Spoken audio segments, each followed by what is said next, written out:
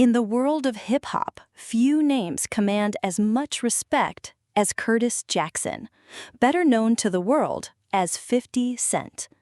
A man whose story reads like a movie, filled with poverty, violence, survival, and ultimately, transformation into a global icon. This is the story of 50 Cent. Chapter 1: South Jamaica, Queens. Curtis James Jackson III was born on July 6, 1975, in South Jamaica, Queens, one of New York City's toughest neighborhoods. His mother, Sabrina, was just 15 years old when he was born, and she sold drugs to make ends meet. But tragedy struck when Curtis was only 8 years old. His mother was killed in what was believed to be a drug-related incident. Suddenly, he was alone, raised by his grandparents in a house packed with 9 children. By the age of 12, Curtis was following in his mother's footsteps, dealing crack cocaine on the streets.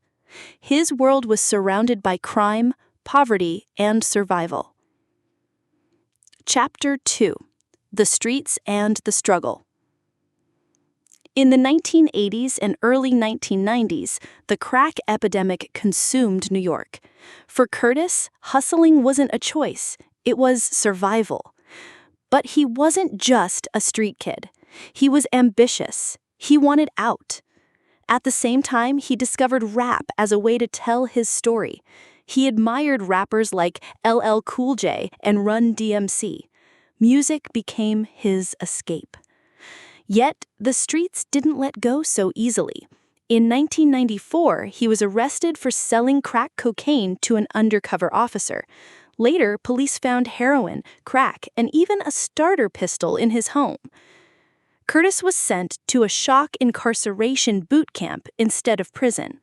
There, he earned his GED and made a decision: he would change his life.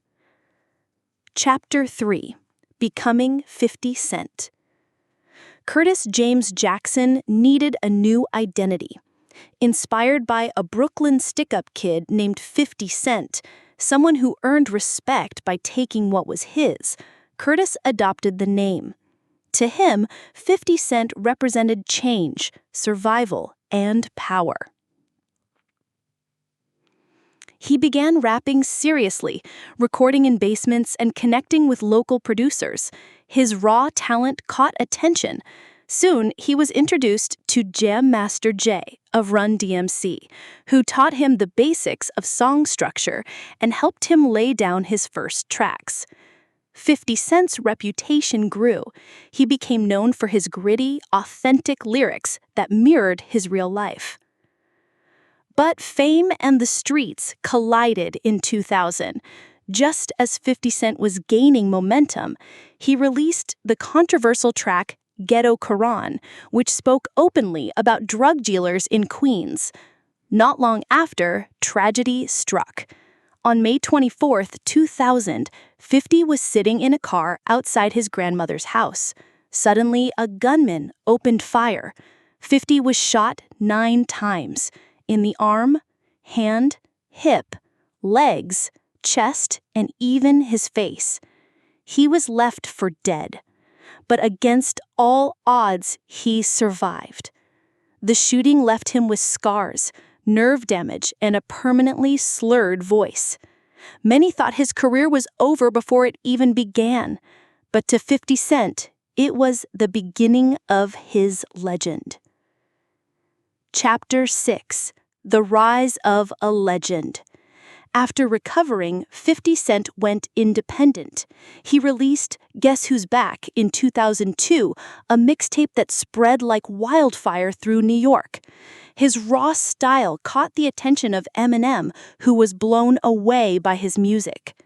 Eminem introduced 50 to Dr. Dre, and together they signed him to Shady Aftermath Records.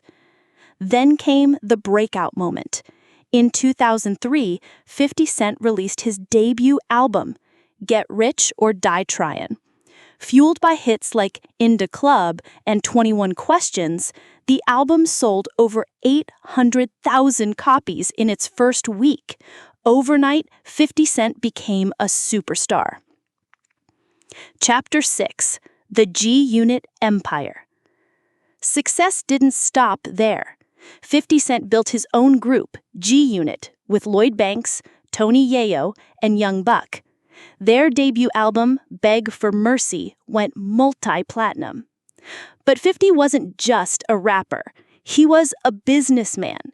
He launched G-Unit clothing, signed endorsement deals, and even invested in vitamin water, a move that later earned him hundreds of millions of dollars when Coca-Cola bought the company.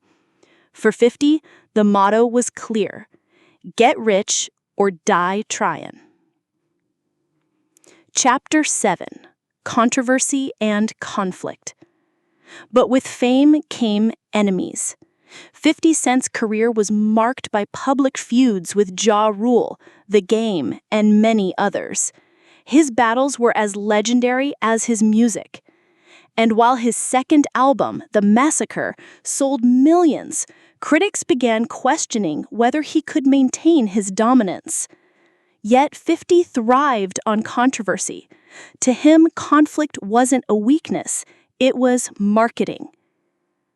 Chapter 8: Reinvention. As the years went on, 50's presence in music began to fade, but instead of disappearing, he reinvented himself.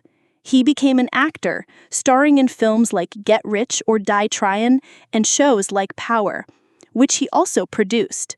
His business empire expanded into boxing promotion, spirits, and television. 50 proved he wasn't just a rapper, he was a mogul. Chapter 9: Legacy. Today, 50 Cent stands as one of hip-hop's most iconic figures. From a kid selling drugs on the streets of Queens, to surviving 9 gunshots, to becoming a millionaire entrepreneur and global star. His story is one of resilience, reinvention, and power.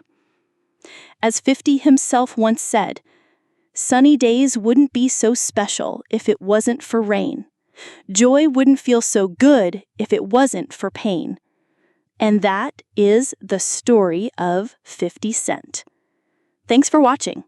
If you enjoyed this story, make sure to like, subscribe, and stay tuned for more.